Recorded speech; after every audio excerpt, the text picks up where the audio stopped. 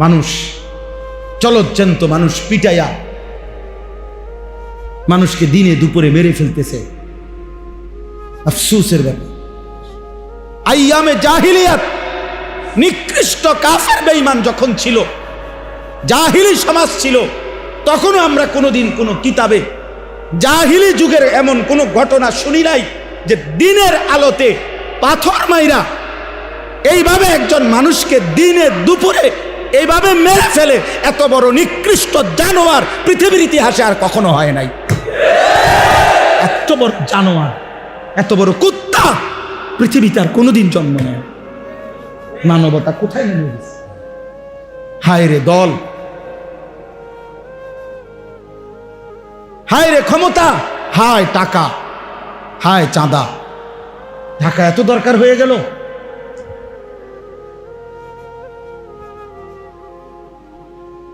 সারা পৃথিবী দেখছে, অবাক হয়ে গেছে, আশ্চর্য। একটা মানুষ, দাড়িওয়ালা একটা যুবক, জলজ্জান্ত মানুষটাকে এতগুলো মানুষের সামনে দিনে দুপুরে পাথর মেরে মেরে মেরে ফেলছে। আহা, তাইলে ভাইয়া দল বিষয় না, এখানে মনুষ্যত্ব কোথায় গেল? ইনসান গেল, মানবতা কোথায় হারিয়ে গেল? আজ সে আহত, আজ সে নিহত, আর তুমি সবসময় থাকবে অক্ষত। এর কি নিশ্চয়তা? আজ তার বোন দর্শিত, তার স্ত্রী পরকীয়া আসক্ত, আমার ঘর তোমার ঘর সবসময় থাকবে পবিত্র, সুরক্ষিত। তার কি নিশ্চয়তা? তার কি নিশ্চয়তা? দোস্ত আমার, বন্ধু আমার, বাবা আমার, প্রিয় সাথী আমার, নওজোয়ান, সবাই মিলে ভাবো, আগামী পৃথিবী তোমরা বাঁচতে হবে, এই সমাজ নিয়েই তোমরা চলতে হবে। আরে তুমি থাকতে তো হইব, এই সমাজে বাঁচতে তো হইব। বাস্তবতা হলো নিজের ভাবনা, নিজের জন্য ফিকির করা উচিত সবচেয়ে বেশি। এক মানুষ গোটা পৃথিবীর জন্য চিন্তা করবে, ভালো কথা, কিন্তু নিজেকে না ভুলে, নিজেকে ভুলে যাওয়ার কোনো সুযোগ নেই। আমাদের সমাজে আমরা অনেক আছি এমন যারা মানুষের কল্যাণে অনেক কাজ করে, কিন্তু নিজেকে ভুলে থাকে। মনে করেন উনি বড় মাতব্বর, সর্দার, একেবারে না হয়তো 6 ঘন্টা লাগায়া 8 ঘন্টা লাগায়া মেল দরবার করে সমাধা করে দিছে যে এই এক বিগত জায়গা রাস্তা বাইর করে দিছে। ভালো কথা, একটা ভালো কাজ। এই বাড়িওয়ালাদের একটা রাস্তার ব্যবস্থা হয়েছে, কিন্তু নিজের আসর, মাগরিব, এশা 3 ওয়াক্ত নামাজ 1 ওয়াক্ত পড়ে। এখন দেখতে তো মনে হইল ঠিক আছে, এটা ভালো কাজ, ওই মীমাংসা করে দিল, কিন্তু নামাজ, নিজের এই নামাজ, তাহলে এইটা বাদ দেওয়া, এটার কি যুক্তিকতা, কি কারণ? মানুষের কল্যাণ করতে গিয়ে নিজের আমল বাদ দেওয়ার অধিকার, অনুমতি কে দিল? এরকম অনেক অনেক যুবক ছেলে আছো তোমরা, দেখা গেছে এমনিতে যদি কল্যাণমূলক অনেক কাজ করতে বলা হয়, অনেক ছেলে পাওয়া যায়। মনে করেন এখানে বন্যার্ত মানুষ, ওদেরকে আমরা ত্রাণ দেব, সহযোগিতা করব, অনেক ছেলে পাওয়া যায়। খুব কষ্ট করছে মাশাআল্লাহ, একবারে হাঁটু পানিতে ডুবা, মানুষের কল্যাণে মানুষকে চাল ডাল বিভিন্ন জিনিস দিছে, কিন্তু নিজের বিষয়ে দেখবেন যে ফজর, জোহর, আসর, মাগরিব, ইশা 1 ওয়াক্ত নামাজও পড়ে। তাহলে এটা কি কি কারণ? এর যুক্তিকতাটা কি? এর পিছনে যুক্তিটা কি? যে আমি আমার নিজের ঈমান, নামাজ ভুলে গিয়ে, ছেড়ে দিয়ে এই মানুষের কল্যাণ, এই নামাজ ছেড়ে দেওয়ার যুক্তি, এর পিছনে কারণ অনেক উপার্জনকারী মানুষ, যারা কামাই রোজগারি করে, সংসারের অভিভাবক বাবা, তো উনি দেখা গেছে রাত দিন মাথার ঘাম পায়ে ফেলে টাকা রোজগার করে, কষ্ট করে সন্তান স্ত্রী পরিজনের জন্য, ওদের মুখে একটু হাসি ফুটাবার জন্য। কিন্তু এত কষ্ট করে এই সংসারের জন্য, কিন্তু এর মধ্যে উপার্জনের মধ্যে হালাল হারাম, জায়েজ না জায়েজ, বৈধ অবৈধতার কোনো ধার ধারে না। এমনি তার মনে সান্ত্বনা যে সংসারের জন্যই সব করতেছি। সংসারের জন্য সুদ খাইতে আপনারে কে অনুমতি দিছে? সংসারের জন্য কিস্তি নিতে আপনারে অনুমতি দিছে কে? 12 লক্ষ টাকা সুদে কিস্তিতে নিয়া ছেলেকে বিদেশ পাঠাইতে আপনারে বলছে আল্লাহ? কথা বলেন না, রাসূলুল্লাহ সাল্লাল্লাহু আলাইহি সাল্লাম। তো এইটা আপনার উপরে, ছেলেকে সুদে কিস্তিতে টাকা নিয়ে বিদেশ পাঠানো বা রোজগারের ব্যবস্থা করে দেওয়া, এটা আপনার উপরে ফরজ, ওয়াজিব, সুন্নত, মুস্তাহাব, নফল। তো কি এটা তো কেউ বলে নাই আপনি, না রাষ্ট্র বলছে, না সমাজ বলছে, না আল্লাহ বলছে, না রাসূল বলছে। আপনি কেন করলেন? হালাল হারামের পার্থক্য কেন করলেন?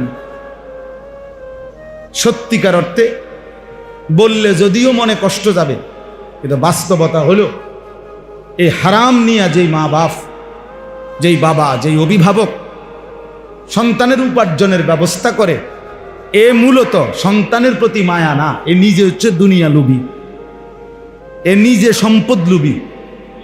এর হিসাব হইল আমি এখন 12 লাখ টাকা পুঁজি খাটাইতেছি, তে বিদেশ থেকে টাকা পাঠাবে 12 বছর 10 বছর, এবার আমার আসবে 1 কোটি টাকা, আমি বাড়ি করবো, বিল্ডিং করবো। এই হলো মূল, এই হলো মূল, আর কিছু না। আর যদি বলেন যে না হুজুর, সন্তানের কল্যাণের জন্যই আমি এটা করছি, তাহলে এটা কখনোই সন্তানের কল্যাণ হইতে পারে না। হারাম কখনো কল্যাণ না, নাজায়েজ কখনো কি হইতে পারে না, কল্যাণ হইতে পারে। কোনো হারামের মধ্যে কোনো কল্যাণ নাই, আল্লাহর নিষিদ্ধ কোনো বস্তুর মধ্যে কোনো কল্যাণ, কোনো কল্যাণ নেই। আল্লাহ তাআলা যা নিষেধ করেছেন তা আল্লাহ তাআলা তার মধ্যে কোনো উপকারিতা আছে অথচ নিষেধ করছেন, এমনটা হতেই পারে না।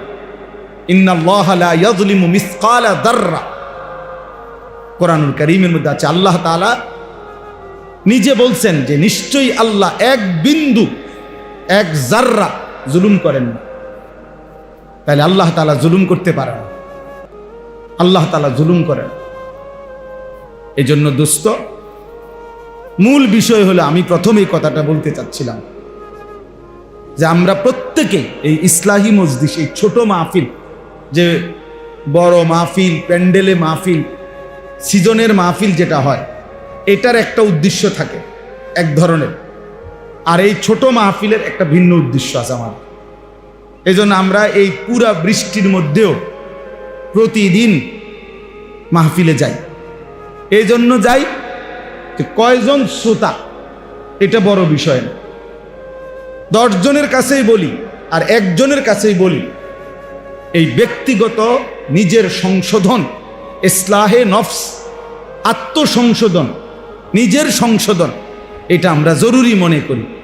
এই জন্য ভাবি যে যতভাবে হোক, যতবারে হোক, ছোট আকারে বড় আকারে, চলতে ফিরতে, উঠতে বসতে, রাস্তায় হাটে ঘাটে, মাঠে বাজারে, জীবন চলার পথে একজন দাঈ যে মানুষের কল্যাণের ফিকির করে, তার উচিত মানুষকে আল্লাহর দিকে ডাক, সারাক্ষণ সারাক্ষণ। কবি আরশ পর, কবি ফরশ পর, কবি ইধার কবি উধার, কবি উনকে দর। অর্থাৎ কখনো এদিকে, কখনো সেদিকে, কখনো নিচে, কখনো উপরে, কখনো দাঁড়ে দাঁড়ে, দুয়ারে দুয়ারে আল্লাহর কথা বলে। আমাদের নবী সাল্লাল্লাহু আলাইহি সাল্লাম সম্ভাবনার সুযোগ সব কাজে লাগাইছেন। একেবারে উকাজ, আরবের বাজারে, মেলাতে, মানুষ যখন মেলায় গেছে, নবীজি সাল্লাল্লাহু আলাইহি সাল্লাম সেখানেও কালেমার দাওয়াত দিয়েছেন, বাজারেও কালেমার দাওয়াত দিয়েছেন, বাজারেও দিয়েছেন, রাতে দিনে সকালে দুপুরে সর্বাবস্থায় আল্লাহর নবী সাল্লাল্লাহু আলাইহি ওয়াসাল্লাম কালেমার দাওয়াত দিয়েছেন। এরকম বৃষ্টি মুখর পরিবেশেও আরবে বৃষ্টি কম হয়। যেমন আমরা 42 দিন হজ্জে ছিলাম, আমি এই মঙ্গলবার দিন আমি আসছি, 3-4 দিন হয় আসছি মাত্র। তো এই 42 দিনে কোনোদিন এক ফোঁটা বৃষ্টির ফোঁটা দেখিনি। বাংলাদেশে যখন এয়ারপোর্টে নামলাম, বিমান যখন ল্যান্ড করছে ঢাকা, তখনই দেখতেছি বৃষ্টি পড়তেছে। তাই আমি বললাম যে এই যে জাস্ট প্রথম বৃষ্টি দেখলাম আজকে এতদিন পর। তাহলে আরব দেশে বৃষ্টি কম হয়। বৃষ্টিতে আরব দেশে বৃষ্টি হইলে ওরা খুব খুশি হয়, আনন্দিত হয়। তো এই বৃষ্টি মুখর পরিবেশে যখন বৃষ্টি হয় রেয়ার কম, তারিখে ইতিহাসের কিতাবে আছে আল্লাহর নবী সাল্লাল্লাহু আলাইহি ওয়াসাল্লাম ওই রকম বৃষ্টি মুখর পরিবেশেও আবু জাহেলের দুয়ারে গিয়ে কালেমার দাওয়াত দিয়েছে, কালেমার দাওয়াত। এই জন্য ভাইয়া আল্লাহর কথা বলার প্রতিটা সম্ভাবনা সুযোগ কাজে লাগানো উচিত। নবীজি সাল্লাল্লাহু আলাইহি ওয়াসাল্লাম মিনার তাবুতে তাবুতে হাজীদের কাছে কাছে গিয়ে কালেমার দাওয়াত দিছে, ইমানের দাওয়াত দিছে। আজকে আমরা এটা বুঝি না। কথা ছিল এই, মুসলমান মাত্রই এক শব্দ জানে, এই এক শব্দ অন্যের কাছে দাওয়াত দেয়। আজকে আমরা মনে করছি নির্ধারিত শুধু হুজুর কয়েকজন, ইমাম, খতিব, বক্তা, ওনাদেরই শুধু দায়িত্ব। না ভাইয়া, যে মুসলমান, আল্লাহর কসম, যে নিজেকেই মনে করে মুসলমান আমি, মানুষকে আল্লাহর দিকে ডাকা তারই দায়িত্ব। আমাদের এই ভারতীয় উপমহাদেশে ব্যবসায়ী বণিক আরব দেশের থেকে আগে আসতো। এই বণিক মানে ব্যবসায়ীদের দাওয়াতে এই ভারতীয় উপমহাদেশে সবচেয়ে বেশি হিন্দু, সবচেয়ে বেশি মানুষ কালেমা গ্রহণ করছে। কসম, এটা ইমানদারি, এটাই ঐতিহাসিক সত্য কথা। হ্যাঁ হ্যাঁ, ভারতের একটা প্রদেশ আছে কেরালা, প্রত্যেক বছরই আমরা হজ্জে দেখি ইন্ডিয়ার সবচেয়ে বেশি হাজি, মানে যে কয়জন আসে তার মধ্যে সবচেয়ে বেশি হাজি হলো ওই কেরালা প্রদেশে, ভারতের। আগে এটার নাম ছিল মালাবার, মানে গোটা ইন্ডিয়ার সবচেয়ে বেশি মুসলমান হলো, ইন্ডিয়াতে তো এমনি মুসলমান কম, তন্মধ্যে সবচেয়ে বেশি মুসলমান এই কেরালা প্রদেশে। তো এইখানে মালাবার আগে এটার নাম ছিল, ওইখানে এই ব্যাপক পরিমাণ হিন্দু পূর্ব যুগে কালেমা পড়ে মুসলমান হইছে। আরব দেশের ব্যবসায়ী বণিক ওনাদের দাওয়াত, পূর্ব যুগ থেকে ব্যবসার একটা বড় কেন্দ্র ছিল ওইটা। এই যে সাইপ্রাস একটা দ্বীপ আছে, সাইপ্রাস, ওইখানে যে কয়জন মুসলমান, ঐতিহাসিক কথা হলো সেখানে মুসলিম ব্যবসায়ীদের মাধ্যমে সর্বপ্রথম কালেমার দাওয়াত হয়েছে। আজকের যে শ্রীলঙ্কা, এই শ্রীলঙ্কাতে যে কয়জন মুসলমান, সেখানে প্রথম কালেমার প্রচার প্রসার, ইসলামের দাওয়াত মুসলিম ব্যবসায়ীরা দিছে। তার মানে কি বুঝাইলাম? অর্থ হইল এক জামানা ছিল মুসলমান মাত্রই দায়ী, মানে আল্লাহর দিকে আহ্বানকারী, আল্লাহর দিকে আহ্বান। প্রত্যেকটা সাহাবায়ে কেরাম কালেমার দাওয়াত দিছে। হাদিসের মধ্যে আছে আল্লাহর নবী সাল্লাল্লাহু আলাইহি সাল্লাম সাহাবাদের জন্য দোয়া করছেন, আল্লাহুম্মা হদি বিহিম, আল্লাহ আমার সাহাবীদেরকে এমন বানান যেন তাদের দ্বারাই, তাদেরকে দেখেই মানুষ হেদায়েত পেয়ে যায়। হযরত শাহজালাল ইয়ামানি, এই যে সিলেটের জমিনে যিনি আসছেন, শাহজালাল ইয়ামানি, তো উনি তো ইয়ামানের মানুষ ছিলেন, এজন্য তো উনার নাম শাহজালাল ইয়ামান। ইয়ামান এটা আমরা বাংলাদেশের একটা জেলা তো নাকি? কথা বলেন, এটা আরব দেশ। তো আরব দেশে হইলে ওনাদের মাতৃভাষা কি ছিল? আরবি। তো শাহজালালের মাতৃভাষা কি ছিল? তো উনি সিলেটে আইসা এই বিপুল পরিমাণ মানুষ কালেমাওয়ালা বানাইলেন কেন? শাহজালাল বলে আরবি, মানুষগুলোর ভাষা তো বাংলা, সিলেটের মানুষের মাতৃভাষা কি আরবি, তো ওরা বুঝলো কেমনে ওনার কথা? শাহজালালে বা বুঝাইলো কেমনে, আর ওরাই বা বুঝলো কেমনে? অত ভিন্ন ভাষাভাষী, কিন্তু বুঝলো কিভাবে? বুঝলো হলো এই মহান বুজুর্গদের চেহারা, চোখের পানি, ওনাদের জিকির তসবিহ, ওনাদের চলাফেরা দেখেই মানুষ বুঝছে এরা পবিত্র মানুষ না হয়ে পারে না। অতএব এই চেহারাই, তাদের এই জবান, তাদের এই আচরণটাই কালেমার দাওয়াত হয়ে মানুষ দলে দলে কালেমা গ্রহণ করছে। এজন্য প্রিয় বন্ধু, এটা বোঝা উচিত। কথা তো ছিল এই, উচিত তো ছিল এই। আজকে আফসুস, আমি আজকেও বলছি যে আমাদের উচিত ছিল যে আফসুসের বিষয় যে আমরা, কথা ছিল এই, একজন মুসলমানের নামাজ আরো সুন্দর কিভাবে করে সেটা করা, ওযু আরো নিখুঁত কিভাবে হয়, ঈমান আমল আরো মজবুত কিভাবে হয়, এইটা শেখানোর কথা।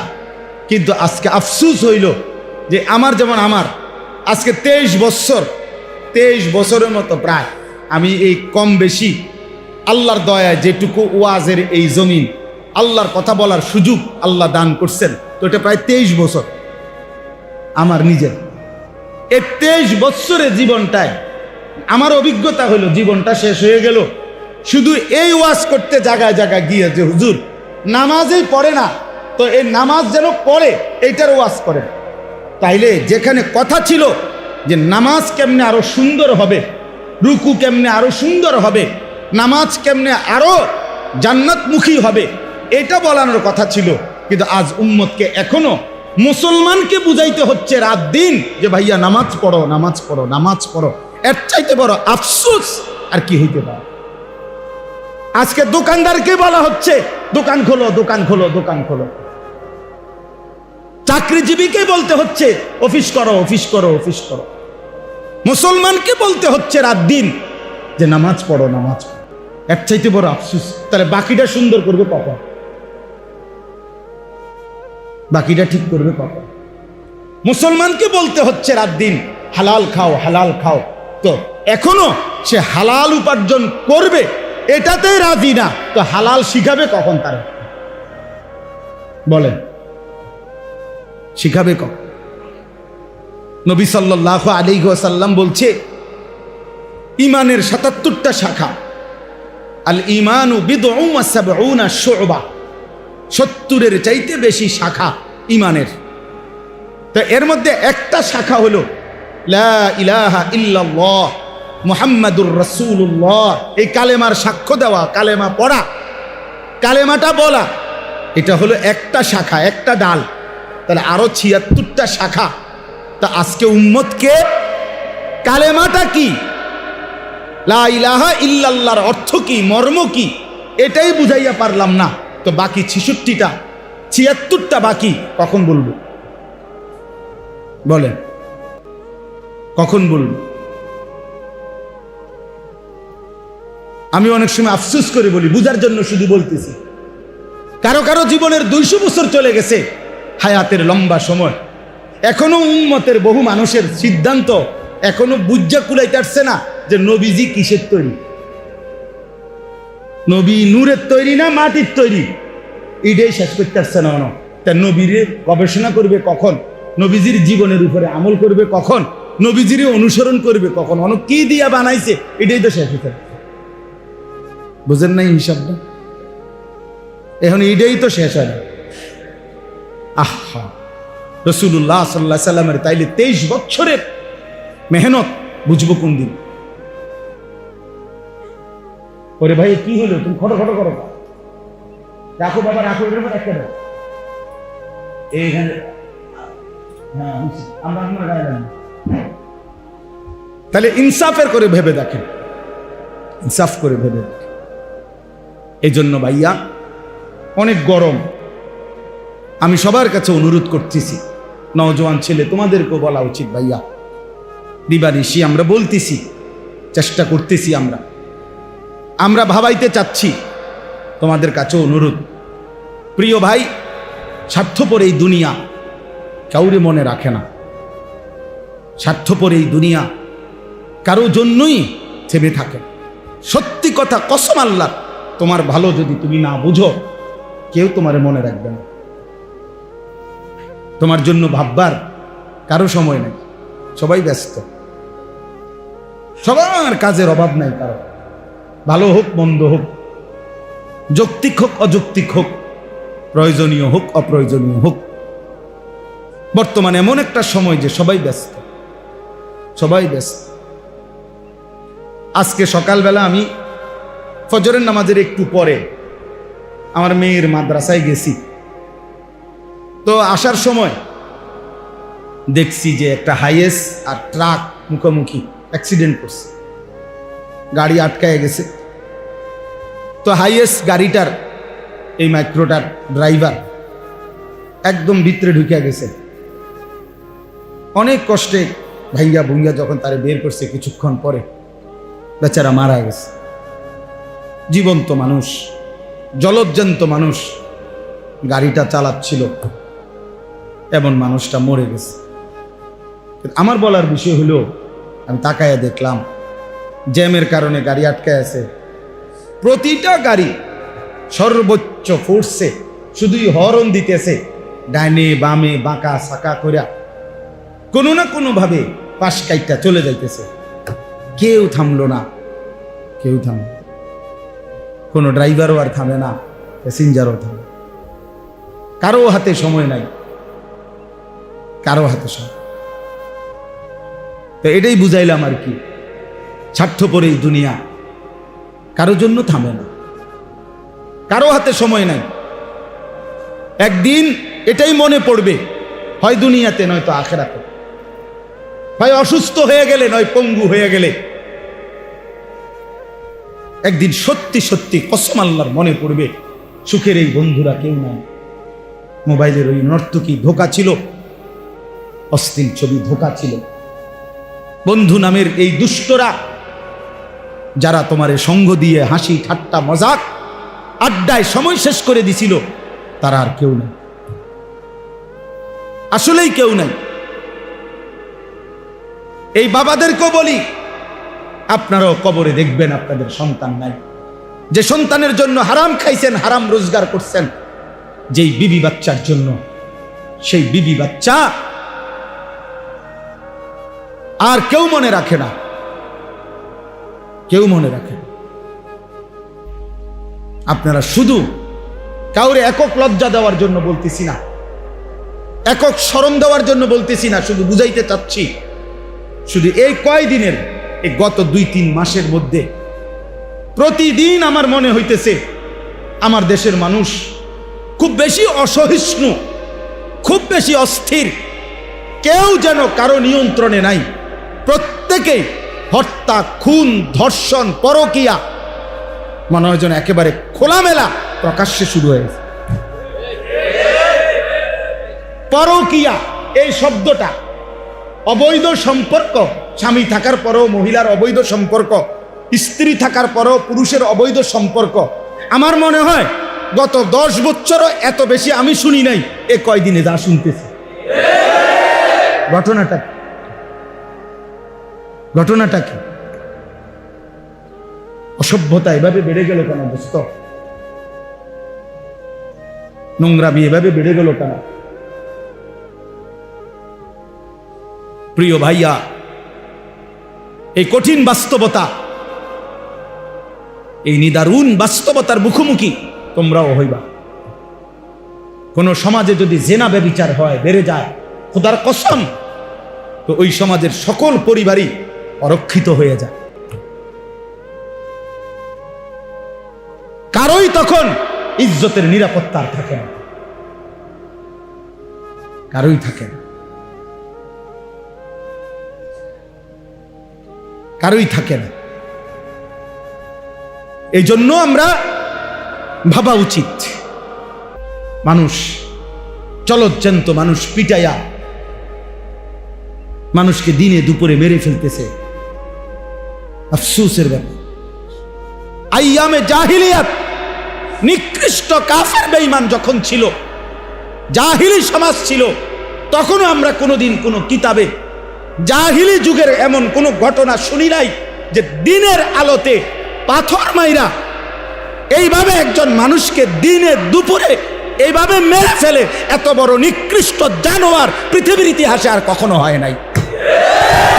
এত বড় জানোয়ার, এত বড় কুত্তা পৃথিবীতে আর কোনোদিন জন্ম নেয়।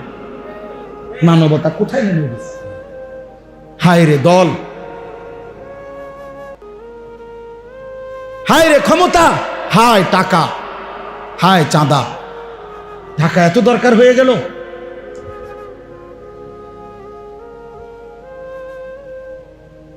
সারা পৃথিবী দেখছে, অবাক হয়ে গেছে, আশ্চর্য। একটা মানুষ, দাড়িওয়ালা একটা যুবক, জলজ্জান্ত মানুষটাকে এতগুলো মানুষের সামনে দিনে দুপুরে পাথর মেরে মেরে মেরে ফেলছে। আহা, তাইলে ভাইয়া দল বিষয় না, এখানে মনুষ্যত্ব কোথায় গেল? ইনসান গেল, মানবতা কোথায় হারিয়ে গেল? আজ সে আহত, আজ সে নিহত, আর তুমি সবসময় থাকবে অক্ষত। এর কি নিশ্চয়তা? আজ তার বোন দর্শিত, তার স্ত্রী পরকীয়া আসক্ত, আমার ঘর তোমার ঘর সবসময় থাকবে পবিত্র, সুরক্ষিত। তার কি নিশ্চয়তা? তার কি নিশ্চয়তা? দোস্ত আমার, বন্ধু আমার, বাবা আমার, প্রিয় সাথী আমার, নওজোয়ান, সবাই মিলে ভাবো, আগামী পৃথিবী তোমরা বাঁচতে হবে, এই সমাজ নিয়েই তোমরা চলতে হবে। আরে তুমি থাকতে তো হইব, এই সমাজে বাঁচতে তো হইব। তুমি তো সম্পূর্ণ নিজেকে আলাদা করলে জীবন চলবে না। সমাজবদ্ধ মানুষ না থাকলে মানুষের জীবন চলবে না, কারণ একা মানুষ সব কাজ সমাধা করতে পারে না। আমি চলতে হইলে আমার ড্রাইভার লাগবেই, জীবন চলার পথে আমার দোকানদার লাগবেই, কাস্টমার লাগবেই, প্যাসেঞ্জার লাগবেই।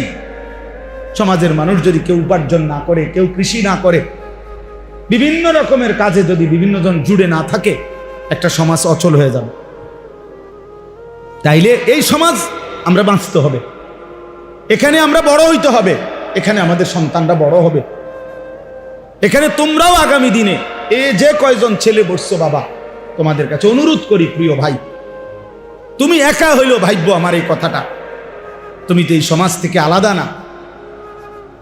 তাইলে এই সমাজের চারদিকে যদি ছেলে পেলে, নারী, পুরুষ, যুবক, যুবতী সবাই যদি এরকম অসভ্যপনা, বেহায়াপনা, অস্থির হয়ে আর তোমরা মজা পাও, সবাই যদি যার যার জায়গায় খুশি হও যে মা সবাই মিলে দেখতেছ একে অপরের চেহারা, নামাজ নাই, সেজদা নাই, আল্লাহ নাই, খুদা নাই, পর্দা নাই, কুশিদা নাই, তো প্রিয় ভাই আগামী পৃথিবীতে তোমরা চলবা কেমনে? তোমরা বাঁচবা কেমনে? কেমনে বললে বুঝবে? কি ভাষায় বললে বুঝবে? কি ভাষায়? এখানে যারা বাবা, তাদের সন্তানে 9 বছরের বাচ্চার যদি নিরাপত্তা না থাকে, আমার সমাজ কোথায়? বলে 9 বছরের বাচ্চার যদি নিরাপত্তা না থাকে, তাকে যদি এত বড় জুলুমের শিকার হইতে হয়, আমার সমাজ কোথায় নেমে গেছে? বলে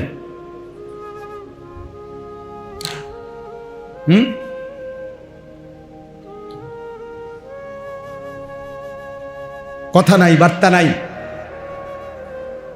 নিরীহ 2 জন ইমাম মুয়াজ্জিন, ওনাদেরই রিমান্ড হয়ে গেল, বাকি ঘটনা সব আড়াল হয়ে গেল। বুঝেন নাই? দুনিয়া না ধোকা দিবা, আখেরাত। আখেরাত আজকে না জুলুম করলা, আগামী দিনে আখেরাতে আখেরাতে আড়াল করবে কে? এই জন্য আমি আমার কথা এতটুকুই, প্রত্যেকের কাছে ছেলেরা বাবারা নিজের দিকে আরেকটু যত্নবান হও। ছেলেরা তোমরাও বাবা আরেকটু যত্নবান হও। এতটা বেনামাজি জিন্দেগি ভালো না, এতটা চরিত্রহীন জীবন প্রিয় ভাই ভালো না। এত নারী, এত ছবি, এত উলঙ্গ দৃশ্য, এত বেহায়াপনা প্রিয় ভাইয়া সুখ আনবে না, স্বস্তি আনবে না, তৃপ্তি আনবে না। দিনের পর দিন তোমাদের অনেক ছেলে কোনো দিন 5 ওয়াক্ত নামাজ পড়ো না। মুসলমানের বাচ্চা হয়ে প্রিয় সন্তান, এত মন্দ হওয়ার কথা না। এভাবে আল্লাহকে ভোলা ঠিক না, এভাবে আল্লাহর নাফরমানি করা উচিত না। আখেরাত তো পরের কথা, দুনিয়াতে তো শান্তি থাকা দরকার, দুনিয়াতে তো দরকার। কোরআনুল কারীমের মধ্যে আছে, আল্লাহ তাআলা বলেন, অমিনহুম মান ইয়াকুলু রব্বানা আতিনা ফিদ দুনিয়া হাসানা ওয়া ফিল আখিরাতি হাসানা ওয়া কিনা আযাবান নার। আল্লাহ বলেন আমার প্রিয় বান্দা তারা বলে, আল্লাহ আমাকে দুনিয়া সবটা দিয়েন না, আমাকে ওইটুকু দুনিয়া দেন যেটুকু হাসানা, যেটুকু পবিত্র, যেটা হালাল, যেটা বৈধ, যেটা উত্তম, যেটা আপনার মর্জি মতো, আমাকে সেই দুনিয়া দেন। আমাকে আখিরাতটাও যেটা দিবেন উত্তম দিবেন, জাহান্নামের আযাব থেকে মুক্ত করে দিয়েন। আল্লাহ তাআলা বলেন, যে বান্দা আমার পবিত্র দুনিয়া চায়, পবিত্র আখিরাত চায়, জাহান্নাম থেকে মুক্তি চায়, খোদার কসম আল্লাহ বলছে, উলাইকা লাহুম নাসীবুম মিম্মা কাসাবু, আমার এই বান্দা 24 ঘন্টা যা করবে দুনিয়ায় আমি সবটার বিনিময় আখিরাতে তারে বুঝায়। পয়সা যেটা দিল নেকি দেব, পরে বাজার করলো নেকি দেব, ওই ব্যবসা করলো নেকি দেব, ও স্বামী স্ত্রীর মিলন করলো নেকি দেব, ও সন্তানাদি লালন পালন করলো নেকি দেব। উলাইকা লাহুম নাসীবুম মিম্মা কাসাবু, সে যা অর্জন করবে আমি সব তার প্রতিদান দেব। কারণ সে আমার কাছে চাইছে, ব্যবসা হোক, বাজার হোক, সংসার হোক, স্ত্রী হোক, সন্তান হোক, জীবনে আমার কাছে সে পবিত্রতা চাইছে, হালাল চাইছে, হালাল চাইছে। ফামিনান নাসি মান ইয়াকুলু রব্বানা আতিনা ফিদ দুনিয়া ওয়া মা লাহু ফিল আখিরাতি মিন খালাক।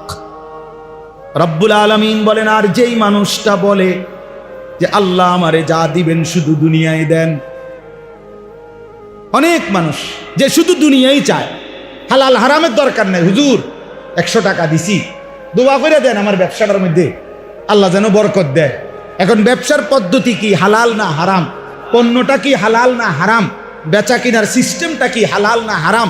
মালিকের লগে, কোম্পানির লগে চুক্তি যে হইতেছে, টাকা যে সুদ করতেছে, কোনটা হালাল কোনটা হারাম এর কোনো চিন্তাও নাই, বাস বিচারের কোনো খবরও নাই, শরীয়ত মাসআলা জানার কোনো প্রয়োজনও নাই। শুধু দাবি একটাই, হুজুর দোয়া করে দেন আমি যেমনে ব্যবসা করতেছি আল্লাহ যেন আমার এমনি বরকত দিয়ে দেন। শেষ করে আমনে তো হালাল হারাম তো আইয়েন না, আমার কি দরকার? লাভ দরকার, লাভ দরকার। হুজুর আপনার 100 টাকা দিলাম, আপনি আল্লাহরে বলে দেন 100 টাকা দিয়া আল্লাহ যেন আমার ব্যবসার মধ্যে কি দিয়া দেন, বরকত। আমাদের একজন বড় বুজুর্গ আছেন ঢাকার, হযরত মাওলানা আবুল বাশার সাইফুল ইসলাম, অনেক বড় বড় আলেম।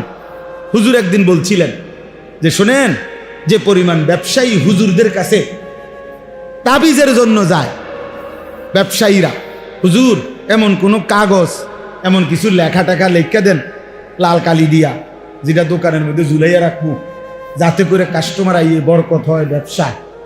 এরকম বহু দোকানে দেখবেন চারিদিকে কাগজ ঝুলানো, লেখা বিভিন্ন রকমের কাগজ, তাবিজ। তাবিজের জন্য, ব্যবসার বরকতের জন্য যে পরিমাণ হুজুরের কাছে গেছে, আলেমের কাছে, তার 100 ভাগের 1000 ভাগের 1 ভাগও একটা শরীয়তের মাসআলা যে এটা হালাল না হারাম, এই পদ্ধতিটা আমার এটা জানার জন্য 1000 ভাগের 1 ভাগও যায়। বুঝেন নাই কথা? কোম্পানি বলে দিছে টার্গেট পুরা করতে পারলে 3 দিনের কক্সবাজার ট্যুর। বাহ, টার্গেট ফিল আপ করে দিছে কক্সবাজার। আমার একদিন একজনের কাছে দোয়া করেন, দোয়া করতাম আপনার লাগে, কক্সবাজার 3 দিনের জন্য কোম্পানির থেকে যাইতেছে। আমি বেড়া বেড়ি এক লগে নি, হুজুর 1 লাখ, আমি তো কিতে দোয়া করতাম। আমরা যাতে বালা করে নাচতেন পারেন নাকি? কি দোয়াটা কি করতাম? তোর কক্সবাজারের উপরে কি গজব করতো না তোর মাথা ফাটা করতো? কি দোয়া করতো আপনি বলেন না? তার লাগে কি দোয়া করতো? এতে কক্সবাজার যা দোয়া করতো, বুঝলেন না? আহা, মানে হালাল না হারাম এত কিছুর দরকার নেই, দোয়া করে দেন। আমার দুনিয়া দরকার, আমার দুনিয়া দরকার। রব্বানা আতিনা ফিদ দুনিয়া, আল্লাহ দুনিয়াই দেন শুধু, আর কিছু লাগবে না। ওমা লাহু ফিল আখিরাতি মিন খালাক। রব্বুল আলামিন বলে, বান্দা মনে রেখো, এমন নাফরমান দুনিয়া তো কিছু মিলবেই বান্দা, যাই পাওয়ার কিছু দুনিয়া তো পাবাই, তবে শুধু মনে রেখো ওমা লাহু ফিল আখিরাতি মিন খালাক, আখিরাতে কিন্তু কোনো অংশ থাকবে না, আখিরাত কিন্তু কিছুই মিলবে না। দুনিয়া তো আমি আল্লাহ তোমাকে দেব না কেন? তুমি চাইছো তোমারে দেবই দুনিয়া, আমি আল্লাহ তো না চাইলেও দুনিয়া দেই। কাফেরকে দুনিয়া দেই, বেঈমানকে দিয়েছি, মুশরিককে দিয়েছি, নাস্তিক মুরতাদ আমি আল্লাহকেই চিনে না, আল্লাহকেই মানে না, আল্লাহকেই বলতে কিছু স্বীকার করে না, এমন বেঈমানকেও তো আমি আল্লাহ দুনিয়া দিয়েছি, তোমাকে দেব না কেন? নেও, বাতে না উদা খাইবা না, এটা তো আমি কুত্তারও খাওয়াই, জানোয়ারকেও খাওয়াই। হ্যাঁ, দুনিয়া তো আমি জানোয়ারকেও দেই, বেটা তোরে দিতাম না, নে বেটা, আর কি তা বাতে না দুর্গা, আর কি খাবিয়ে না? বিল্ডিং, আরে বিল্ডিং তো ইউরোপ আমেরিকার মধ্যে কুকুর শুকর ওরা যেখানে ফার্মে পালে কুত্তা শুকর, ওইগুলোও তো বিল্ডিং এ থাকে, এসি রুমে থাকে। তো কি হইছে এটা? হইছেটা কি বেটা? এসি গাড়ি, এটা তো জানোয়ারও চলে ইউরোপের মধ্যে। আমার একজন পরিচিত আমারে বলছে, জাপানে থাকে, যে হুজুর আপনার এইসব প্রাইভেট কারে আমরা জাপানে ছাগল টানে, ছাগল টানে, ছাগল। আমি যদি বলি ভাই সব বক্তা জানেন তো প্রাইভেট কারে আসছি, ছোটখাটো বক্তা মনে করেন না, আরেকতে কইবে হুজুর প্রাইভেট কারে ছাগল টানে, বেটাগিরি কি তা? মানে এটার মধ্যে কি ফুটাগিরি কি বলেন না? এত তো জানোয়ারও চলে। এজন্য দোস্ত, দুনিয়া মিলে যাওয়া, দুনিয়ায় ভালো থাকা তেমন কিছুই না, তেমন কিছুই না, বরং মূল বিষয় হলো আল্লাহকে প্রাধান্য দেওয়া, আখিরাতকে প্রাধান্য দেওয়া। প্রয়োজনে পুরা দুনিয়া ছেড়ে দিলাম, প্রয়োজনে সব ছেড়ে দিলাম, আল্লাহকেই নিলাম, আল্লাহ সন্তুষ্টি চাইলাম, আখিরাত চাইলাম। খোদার কসম নবী বলছে, ওই ব্যক্তি লাভের ব্যবসা করছে যে দুনিয়া ছেড়ে দিছে, আল্লাহকে গ্রহণ করছে। এই চলেন এবার এই তর্জমা শুনেন, তাহলে কথা শেষ। এখানে যে আয়াত আমি পড়ছি সূরা বাকারার, কোরআনুল কারীমের 2 নম্বর সূরা, 2 নম্বর পারা, সূরা বাকারা। এই সূরার 207, 208 এই 2টা আয়াত পড়ছি। এবার এই শেষ তর্জমাটা শুনেন, অল্প একটু কথা। রাসূলুল্লাহ সাল্লাল্লাহু আলাইহি সাল্লামের একজন সাহাবী সুহাইব, ওনার নাম ছিল সুহাইব রুমি, মানে রোম দেশের মানুষ ছিলেন উনি। তো উনি ইসলাম পূর্ব যুগেই মক্কায় এসে বসবাস করছিলেন এবং মক্কায় এসে ব্যবসা করতেন। ব্যবসা করতে করতে একটা পর্যায়ে উনি মক্কার একজন বিশিষ্ট ব্যবসায়ী, ধনাঢ্য ব্যবসায়ী হয়েছিলেন, সুহাইব রুমি ওনার নাম। তো রাসূলুল্লাহ সাল্লাল্লাহু আলাইহি ওয়াসাল্লামের হাতে এক পর্যায়ে উনি কালেমা গ্রহণ করছেন।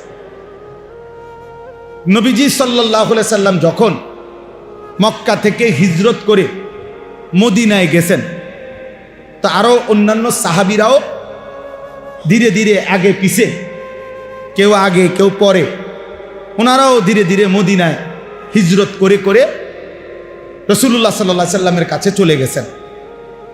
তো নবীজি সাল্লাল্লাহু আলাইহি সাল্লাম যাওয়ার পরে কিছুদিন পরে যারা গেছে নবীজির কাছে মদিনায় মক্কা ছেড়ে, এর মধ্যে উনি একজন, এই সুহাইব রুমি, অর্থাৎ উনিও হিজরত করে মদিনায় গেছেন নবীজির হিজরতের পরে, মানে নবীজি তখন চলে গেছে মদিনায়, এর পরে গেছে। তো যেদিন উনি মক্কা থেকে হিজরত করে গোপনে মদিনার উদ্দেশ্যে রওনা দিছে, ওই দিন কিছু দূর যাওয়ার পরে মক্কার কুরাইশরা খবর পাইয়া ওনারে ঘেরাও দিয়া ধরে ফেলছে, আটকাইয়া ফেলছে আর কি, যাইতে দিবে না মদিনা। তখন তাফসীরের মধ্যে আছে, আমি এই আয়াতের জন্য কইতেছি আর কি কথা। তো তাফসীরের মধ্যে আছে এই সাহাবী উনি একজন তীরন্দাজ সাহাবী ছিলেন, মানে সাহাবীদের মধ্যে সবচেয়ে বেশি তীর ছুটতে পারতেন, কাফেরদের তীরন্দাজ উনি একজন পারদর্শী ছিলেন।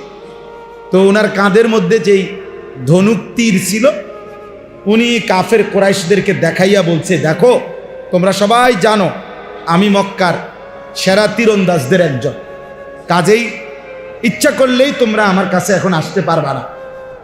আমি যতক্ষণ পর্যন্ত আমার কাছে তীর আছে অতক্ষণ আমি একজন একজন করে গাইতালাম একদম, হ্যাঁ, কাজে আমার কাছে আসতে পারতাম। এরপরে যদি আমার তীর শেষ হয়ে যায়, এরপরে আমার কোমরে তরবারি আছে, এই দেখো আমি তরবারি চালনা তো অভিজ্ঞ, তোমরা জানো। এরপরে আমি তরবারি দিয়ে তোমাদের সাথে যুদ্ধ করব, সেখানেও তোমাদের বহু লোক হতাহত হবে, হ্যাঁ, এরপরে যদি তোমরা আমারে ধরতে পারো। কাজেই এত অল্পতেই আমারে তোমরা ধরতে পারবা না, আটকাইতে পারতা না, তোমাদের অনেক ক্ষতি হবে। কিন্তু এই কথাটা শুনেন, কিন্তু আমি তোমাদের কাছে একটা প্রস্তাব দিচ্ছি, আমি জানি তোমরা আমারে কেন আটকাইছো, অন্য অনেকেই চলে গেছে তারে আটকাও নাই, আমারে আটকাইছো তোমরা আমি জানি, কারণ তোমরা জানো যে আমি মক্কার ধনাঢ্য ব্যক্তিদের একজন, আমার কাছে অনেক সম্পদ আছে, স্বর্ণ রৌপ্য আছে, এটা তোমরা জানো, আমি জানি, এই জন্য তোমরা আমারে আটকাইছো। আমি জানি তোমাদের মূল লোভ সম্পদের প্রতি, অতএব আমার যত সম্পত্তি আছে যেখানে যেখানে আমি রেখে আসছিলাম, এখন আমি সব বলে দিচ্ছি, তোমরা সব কিছু নিয়ে নাও, বিনিময়ে শুধু আমারে একা আমার আকা, আমি যার জন্য যাচ্ছি, আমার সেই প্রিয় বন্ধু আমার রাসূলের কাছে যাইতে দাও, আমারে বাধা দিও, আমারে আমার কাছে, আমার নবীর কাছে আমারে যাইতে দাও, আমি কিচ্ছু নেব না, সব দিয়ে দিলাম, সব জানাই দেবো তোমাকে, তোমরা আমারে ছেড়ে দাও। স্বাভাবিকভাবে আমারে ধরতে না, তোমরা হতাহত হইবা, এটাও করো না, আর সম্পদও আমি নেব না। তাফসীরের মধ্যে আছে মক্কার কুরাইশরা বলছে, তুমি এই ঘোড়া যেটা নিয়ে রওনা দিছো এটাও দিয়া লাইতে হবে, শুধু গায়ের পোশাক ছাড়া আর কিছু নিতে পারবা না। উনি বলছে ঠিক আছে, আমি শুধু আমার গায়ের পোশাক নিয়েই রওনা দিলাম, আর সব সম্পত্তির কথা একবারে দাগে দাগে বলে দিলাম, তোমরা সব নিয়ে নাও, আমি আমার এই এক কাপড়েই আমার রাসূলের কাছে আমি যাইতে চাই, তবু আমারে বাধা দিও না। মক্কার বেঈমান কুরাইশরা সমস্ত সম্পত্তি নিয়ে ওনারে ছেড়ে দিছে, উনি একা এক কাপড়ে এই লম্বা পথ, দীর্ঘ পথ সফর করে আল্লাহ নবী সাল্লাল্লাহু আলাইহি ওয়াসাল্লামের কাছে মদিনায় পৌঁছা নবীজি সাল্লাল্লাহু আলাইহি সাল্লামের দরবারে বসে এই পুরা ঘটনা শুনাইছে। ইয়া রাসূলুল্লাহ, আমি কেমনে আসছি শুনেন, আমারে তারা বাধা দিছিল, আমি তাদেরকে এই বলে আমার সারা জীবনের অর্জিত সমস্ত স্বর্ণ রৌপ্য গহনা সম্পদ সব দিয়া, এমনকি বাহনের ঘোড়াটা পর্যন্ত দিয়ে এই এক কাপড়ে, ইয়া রাসূলুল্লাহ আমি আপনার কাছে এসেছি। খোদার কসম, তাফসীরে আছে আল্লাহর নবী তখন চিৎকার দিয়ে আওয়াজ করে খুশিতে আল্লাহর নবী বলছে, রাবিহাল বাই, রাবিহাল বাই, সুহাইব তোমার ব্যবসা বড় লাভবান হয়েছে, তোমার ব্যবসা বড় লাভবান হয়েছে, তোমার ব্যবসা রাবিহা, লাভ হয়েছে, লাভ হয়েছে। সামান্য দুনিয়া ছেড়ে দিছ, আল্লাহর ভালোবাসায়, আল্লাহর সন্তুষ্টির জন্য, রাসূলের সন্তুষ্টির জন্য সব কোরবানি করেছ, তুমি লাভবান। তখন ঠিক ওই সময় আল্লাহ তাআলা জিবরাইলকে পাঠিয়ে এই সাহাবীর প্রশংসায় কোরআনুল কারীমের এই আয়াত নাযিল করেছে, ওয়া মিনান নাসি মান ইয়াশরি নাফসাহু। আল্লাহ বলে, বন্ধু আপনার সাহাবীদের মধ্যে কিছু সাহাবী এমন যারা তাদের পুরা জীবনটাকে বিক্রি করে ফেলেছে ইবতিগা মারদাতিল্লাহ, আল্লাহ রব্বুল আলামিনের সন্তুষ্টির তালাশে, রব্বুল আলামিনের সন্তুষ্টির তালাশে পুরা জীবন দিয়ে দিছে, পুরা জানমাল সব বিলীন করে দিয়েছে, বিনিময়ে আল্লাহকেই চেয়েছে, আখিরাতকেই চেয়েছে। আল্লাহ বলেন ওয়াল্লাহু রাউফুম বিল ইবাদ, এমন বান্দার ব্যাপারে নিশ্চয়ই আল্লাহ বড় বেশি দয়াবান, আল্লাহ তাকে উপযুক্ত পুরস্কার দিয়ে ভরপুর করে দেবে। আপনি ঘাবড়ায়েন, ওরে বলে দেন আমি আল্লাহ ওরে সন্তুষ্ট করব। কোরআন শরীফে আছে হযরত আবু বকর সিদ্দিক রাদিয়াল্লাহু তাআলা আনহু জীবনের সব কিছু আল্লাহর জন্য বিলায় দিয়েছিলেন। তো নবীজিকে আল্লাহ তাআলা কোরআনের আয়াত নাজিল করে নবীজিকে আল্লাহ শুনাইছিলেন। লম্বা সূরার মধ্যে আছে লাস্টে ওয়ালা সাউফা ইয়ারদা, আল্লাহ নবীজিকে বলছে বন্ধু আপনার সাহাবী আবু বকরকে বইলেন আপনি তারে খুশি করার দরকার নাই, আমি আল্লাহ নিজে হাসরের ময়দানে আপনার আবু বকরকে আমি খুশি করে দেব। ওয়ালা সাউফা ইয়ারদা ওয়াল লাইলি ইযা ইয়াগশা, এই সূরার শেষে আমি তাকে খুশি করে দেব। তো আল্লাহ তাআলা এখানেও বললেন বন্ধু আমি বললাম আমার সন্তুষ্টির জন্য আপনার এই সাহাবী নিজের সব দিয়ে দিছে, তার পুরা জীবন বিক্রি করে দিছে, বিনিময়ে আমি আল্লাহকে গ্রহণ করছি। এজন্য দোস্ত, এজন্য প্রিয় ভাই, আমি কিংবা তুমি, জওয়ান কিংবা বুড়ো, আমাদের প্রত্যেকের জীবন মূলত আল্লাহর জন্য, আখিরাতের জন্য। আমরা যদি আল্লাহকেই না পেলাম, নামাজেই না পেলাম, এই কপাল যদি সেজদাই না দিল, আল্লাহকেই না চিনল, তো ওই কপাল মন্দ কপাল, লানত ওই কপালের উপরে, থুতু মারি ওই কপালের উপরে। ছেলেরা মনে রাখিস বেটা, তোদের ওই কপালে আমি থুতু মারি যে কপাল আল্লাহ সেজদা দেয় না, নাফরমান। তোর ওই কপালে থু থু, তোর কপালে থুতু মারি, থুতু মারলাম তোর ওই কপালে। তুই ভাত খাস, খা বেটা, তুই শুধু ঘুম যাস, পেশাব পায়খানা করস, রাস্তার জানোয়ারের দিকেও তাকাইস, ওই জানোয়ারও খায় আর ঘুমায় আর পেশাব পায়খানা। যা বেটা, ভাতে খাবেন, অসুবিধা নেই, খা বেটা। আর কি, এই তো দুনিয়া, এই তো দুনিয়া। আল্লাহকেই ভুললা গেলা, সেজদাকেই ভুলে গেলা, নামাজকেই ভুলে গেলা, মালিককেই ভুলে গেলা। জীবনে চিনলা কি আর শিখলা কি, বুঝলাই কি? এই আকল, এই দেমাগ, এই চোখ, এই কান, এই দিল, এটা দিয়ে আর মানুষ হয়ে লাভ কি?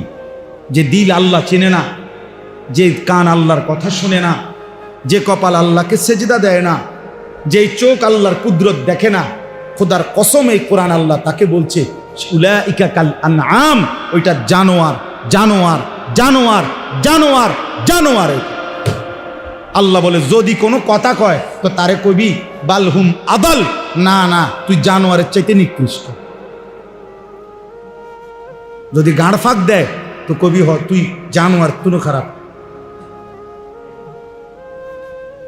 কোরআন শরীফ দেখো তো, আল্লাহ বলছে লাহুম কুলুবুল লা ইয়াফকাহুন,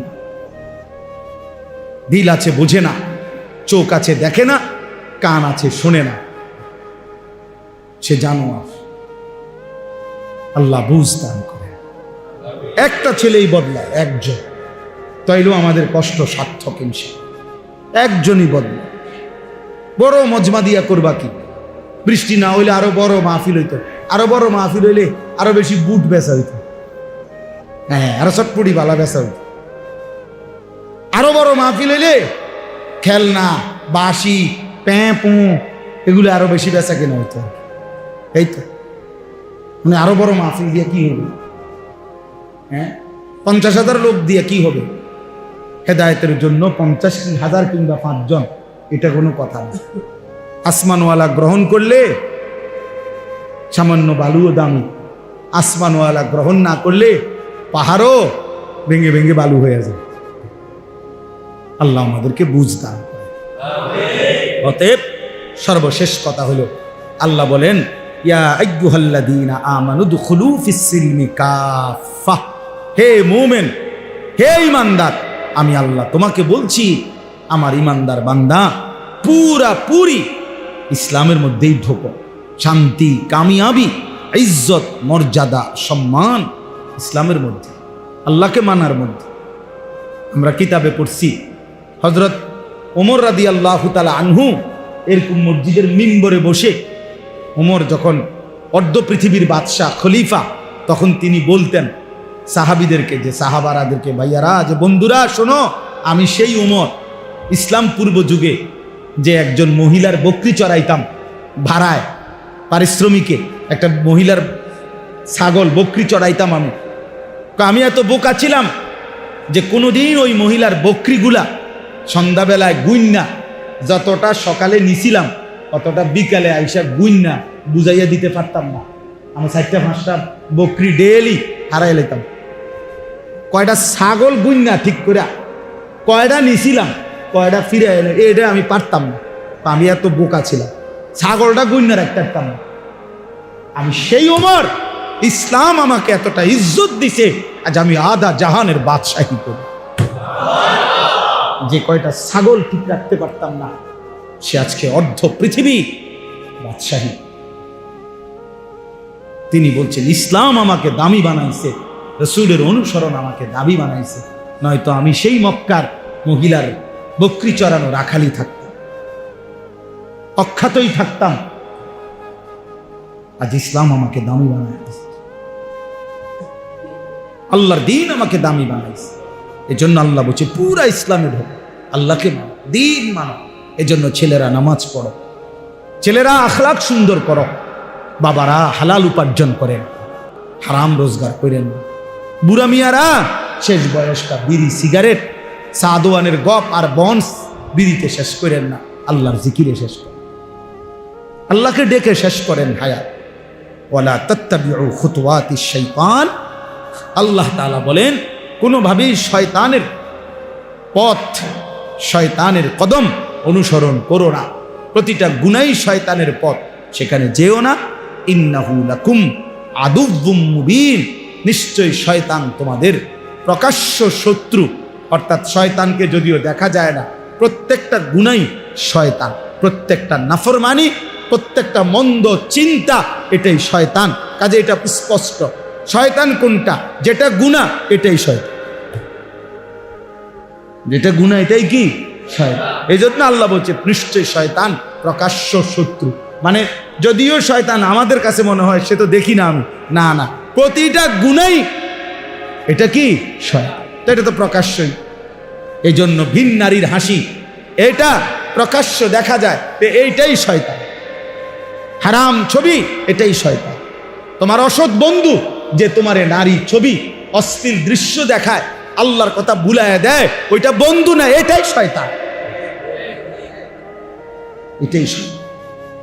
এর উপরেই শয়তান সওয়ার হয়েছে। মানুষ যেরকম তারা জিনের সালাম দেয়, তারা কোনো মানুষের উপরে জিন আনে।